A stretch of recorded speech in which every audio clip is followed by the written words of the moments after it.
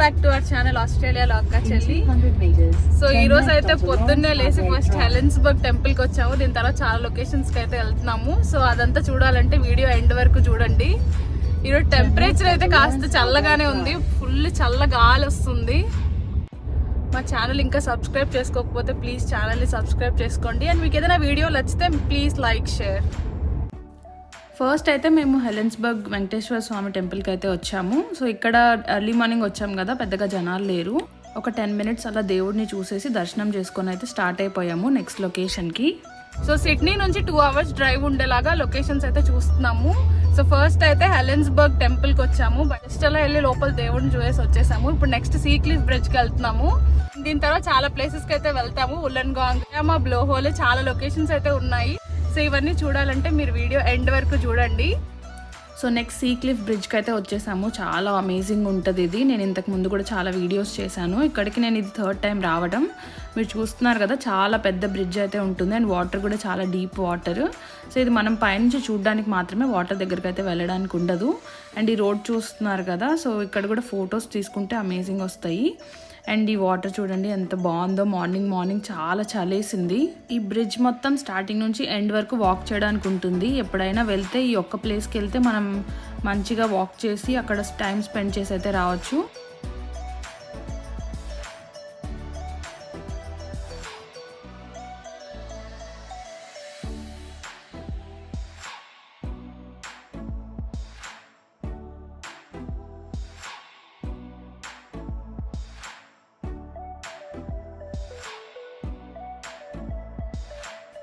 Next ఇంకా ఉల్లన్గాంగ్కి వెళ్ళే ముందు మధ్యలో ఇంకో ప్లేస్లో అయితే ఆగాము. అది నేను వీడియో తీయడం మర్చిపోయాను. సో మీరు సీ క్లిఫ్ బ్రిడ్జ్ దాటగానే అక్కడ ఇంకో బీచ్ ఉంటుంది, నేమ్ కూడా నాకు గుర్తులేదు. నెక్స్ట్ లొకేషన్ అయితే కయామా బ్లోహోల్. ఇది మనం ఉల్లన్గాంగ్ దాటి వెళ్ళాల్సి ఉంటుంది. ఇక్కడ ఏంటంటే వాటర్ ఫోర్స్కి రాక్స్లో హోల్స్ లాగా పడి ఆ హోల్స్లో నుంచి వాటర్ చాలా పైకి వస్తుందంట. 2 meters 3 meters అలా హై. అండ్ ఈ ప్లేస్ పేరు కయామా కాబట్టి దాన్ని కయామా బ్లోహోల్ అంటారు. మేము వెళ్ళిన టైంలో అయితే అంతగా వాటర్ ఫోర్స్ లేదు, సో అంతగా పైకి రాలేదు వాటర్. ఈ ప్లేసెస్లో అయితే నేను ఎక్కువ మంది ఉండరు అనుకున్నాను, కానీ ఫుల్ జనాలు అయితే ఉన్నారు. ప్లే గ్రౌండ్ ఉంది పక్కన. అండ్ ఆల్సో చాలా రెసిడెన్షియల్ ఏరియాస్ ఉన్నాయి, స్కూల్స్ ఉన్నాయి. ఆస్ట్రేలియాలో చెప్పాలంటే మీరు ఎక్కడికి వెళ్ళినా సముద్రం కనిపిస్తుంది. అండ్ ఎక్కడెక్కడైతే మనకి సముద్రం పక్కన ప్లేసెస్ ఉంటాయో ఆ ప్లేసెస్లో ఇంకా బీచెస్ అన్నీ ఉంటాయి. సో ఈ బీచ్ని అయితే మనం అన్ని డైరెక్షన్స్ నుంచి వాక్ చేసుకుంటూ వెళ్ళి చూడొచ్చు. మేము వెళ్ళిన రోజు అయితే ఫుల్ గాలి, చూడండి నా జుట్టు అంతా ఎగిరిపోతుంది. అని ఒక పక్క లైట్గా వర్షం కూడా పడుతుంది. సో దానివల్ల ఇంకా డబుల్ చల్ అనిపించింది. మా ఆయనేమో ముసుగు దొంగలాగా జాకెట్ వేసుకొని నడుస్తూ ఉన్నాడు అనమాట. సో మనం బ్లోహోల్ నుంచి పైకి వాక్ చేసుకొని వెళ్తే ఇంకా క్లియర్గా కనిపిస్తుంది. ఈ ట్రీస్ అన్ని చాలా బాగున్నాయి చూడటానికి. అండ్ పైన ప్లే గ్రౌండ్ కూడా ఉంది. ఆ వర్షంలో కూడా కిడ్స్ ఆడుతూ ఉన్నారు. సో పైదాకా వెళ్ళాము, ఒక లుక్ వేసుకొని మళ్ళీ కిందకి వచ్చేసాము. ఈ చలికి మా వల్ల కాలేదు అసలు. ఫుల్ జుట్టు అంతా ఎగిరిపోతుంది, మొహం అంతా ఫ్రీజ్ అయిపోయింది. అండ్ అక్కడ నుంచి నెక్స్ట్ ప్లేస్ బాంబో హెడ్ బీచ్కి అయితే వచ్చాము. ఇదైతే జియాలజికల్ సైట్ అంట, లోపల మైనింగ్ ఇండస్ట్రీస్ అంతా ఉన్నాయి. సో మనం బీచ్ వరకే చూడొచ్చు అండ్ కొంచెం దూరం వాక్ చేయొచ్చు. చూస్తున్నారు కదా, ఇక్కడైతే ఇంకా ఫుల్ గాలి. గడ్డి చూడండి, మీకు గడ్డి చూస్తేనే తెలుస్తుంది.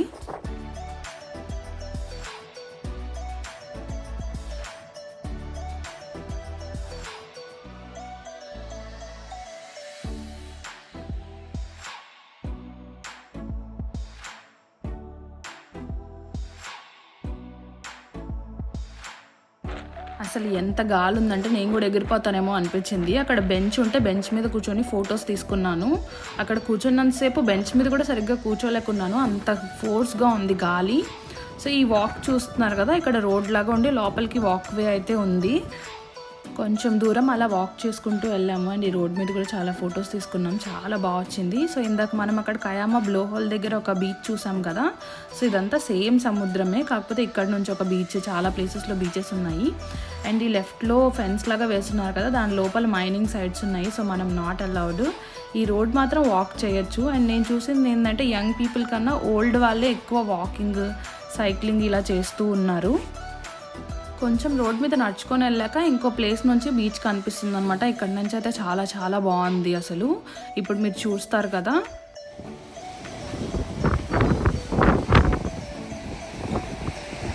ఫొటోస్ తీసుకుందామంటే ఫుల్ గాలికి జుట్టు అంతా ఎగిరిపోతుంది. సో కష్టం మీద ఏవో కొన్ని ఫొటోస్ అయితే తీసుకున్నాము.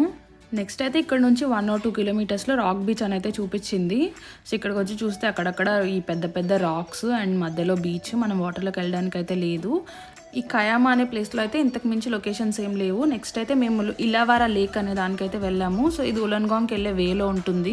ఈ ప్లేస్ కూడా ఏదో అలా ఉంది, వేరే లొకేషన్లో ఆగాల్సింది. నెక్స్ట్ అయితే ఈ ట్రిప్లో నాకు బాగా నచ్చిన ప్లేస్ నాంటియాన్ టెంపుల్. చాలా బాగుంది. ఇదైతే యాక్చువల్గా బుద్ధిస్ట్ టెంపుల్ అండ్ లోపల మీరు ఎక్కడ చూసినా బుద్ధ బొమ్మలే ఉంటాయి. చిన్న చిన్నవి, పెద్దవి, అన్ని సైజెస్లో రకరకాల బొమ్మలు చూస్తారు. ఇక్కడికి వెళ్ళడానికి టికెట్ అయితే లేదు అండ్ పార్కింగ్ కూడా ఫ్రీనే. అండ్ మన ఊర్లో పెద్ద పెద్ద టెంపుల్స్ దగ్గర ఇట మఠాలు అలా ఉంటాయి కదా, ఆశ్రమం టైప్లో.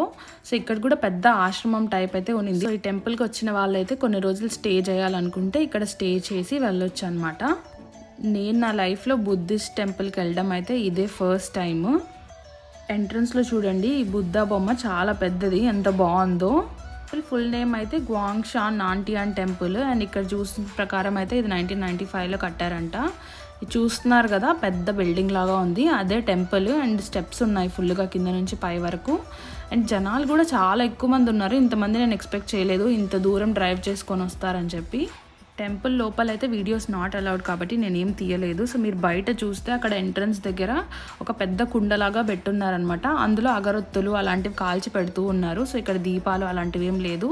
మీరు కావాలనుకుంటే లైట్స్ కొని అక్కడ దేవుడి దగ్గర పెట్టచ్చు, ఆరెల్స్ ఫ్రూట్స్ లేకపోతే ఏదైనా ఫుడ్ ఐటమ్స్ లైక్ రైస్ అలాంటివి కూడా కొని పెట్టచ్చు. ఎగ్జాక్ట్గా టెంపుల్కి ఆపోజిట్లో ఈ పెద్ద బుద్ధ విగ్రహం కూడా ఉంది పార్కింగ్ మధ్యలో. అండ్ నెక్స్ట్ అయితే ఉలన్గాంగ్లో ఈ నాంటియాన్ టెంపుల్ నుంచి ఉలన్గాంగ్ బీచ్కి అయితే వచ్చాము. సో ఉలన్గాంగ్ బీచ్ పక్కనే గోల్ఫ్ కోర్ట్ కూడా ఉంది. సో గోల్ఫ్ ఆడే వాళ్ళు ఎక్కువ మంది ఉన్నారు ఈ బీచ్కి వచ్చే వాళ్ళకన్నా. అండ్ ఆల్సో ఇక్కడ వర్షం పడుతూ ఉన్నింది, సో ఖాళీగా ఉందన్నమాట. ఎక్కువ టైం అయితే స్పెండ్ చేయలేదు, అన్ని ప్లేసెస్లో తొందరగా చూసుకొని అయితే వచ్చేసాము. మళ్ళీ రెయిన్ ఎక్కువైనా లేకపోతే చీకటి అయిపోయినా మా ఆయనకి డ్రైవింగ్ కష్టం అవుతుందని చెప్పి తొందరగా వచ్చేసాము. సో ఇదన్నమాట ఉలన్గాంగ్ బీచ్.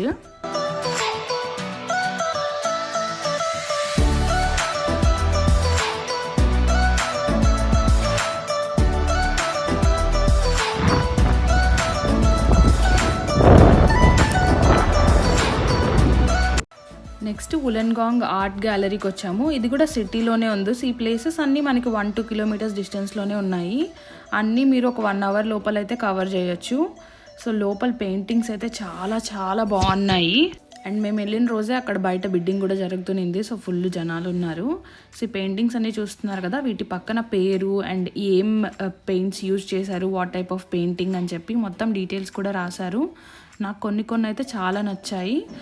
మోస్ట్ ఆఫ్ దీస్ అయితే లైక్ హ్యాండ్ పెయింటింగే అనమాట. సో మీరు ఇక్కడ ప్రైస్ కూడా రాశారు వాళ్ళు పక్కనే, కావాలంటే మనం బిడ్ చేసి కొనుక్కోవచ్చు. సో ఇది చూస్తున్నారు కదా, ఇది కూడా హ్యాండ్ మేడ్ అంట. అండ్ పక్కన డీటెయిల్స్ అన్నీ రాశారు. సో శాండ్, పిగ్మెంట్, రియల్గా ఉండే ఐటమ్స్తో పెయింట్ చేసింది. సో పెయింట్ కాదు అది. అండ్ ఇది కూడా చూస్తే మీరు గోల్డ్ డస్ట్, సిల్వర్ డస్ట్ అలా డస్ట్తో కూడా చేశారు. కొన్ని అయితే స్టీల్ డస్ట్, సిల్వర్, కాపర్ అంట. అండ్ ఇది కూడా హ్యాండ్ మేడే. సో ఇలా చాలా ఐటమ్స్ అయితే ఉన్నాయి. And different types of fabrics కూడా ఉన్నాయి. అండ్ మోస్ట్లీ ఆస్ట్రేలియన్ ఒరిజిన్ ఉంటాయి కదా, అవే ఎక్కువ ఉన్నాయి. సో అవన్నీ అయితే ఒక లుక్ వేసుకున్నాము. And this is the last place. So ఫైనల్గా ఉలన్గాంగ్ లైట్ హౌస్ దగ్గరికి అయితే వచ్చాము. సో ఈ పైన బర్డ్స్ చూడండి, చాలా బాగుంది అనిపించింది. అండ్ దీన్ని ఆనుకొని పక్కనే బీచ్ కూడా ఉంది. లైట్ హౌస్ ఎప్పుడు బీచ్ పక్కనే ఉంటుంది కదా. సో ఇవన్నమాట ఈ ట్రిప్లో మేము కవర్ చేసిన మెయిన్ స్పాట్స్. మేము ఇంటికాడైతే 7కి స్టార్ట్ అయ్యాము అండ్ ఇంటికి రిటర్న్ 4-4:30కి అయితే వచ్చేసాము. సో మీరు కూడా ఒకవేళ చూడాలనుకుంటే ఈ ప్లేసెస్ అయితే ఖచ్చితంగా చూడండి. 1 time వాచ్ చాలా బాగా అనిపించింది నాకైతే. మీరు ఇంకా టైం ఉంటే టైం స్పెండ్ చేసి ఎక్కువసేపు ఉండొచ్చు ఒక్కొక్క లొకేషన్లో. సో ఇదన్నమాట వీడియో నచ్చితే please like, share and subscribe. And thanks for watching ఆ video. See you all in next video. Bye.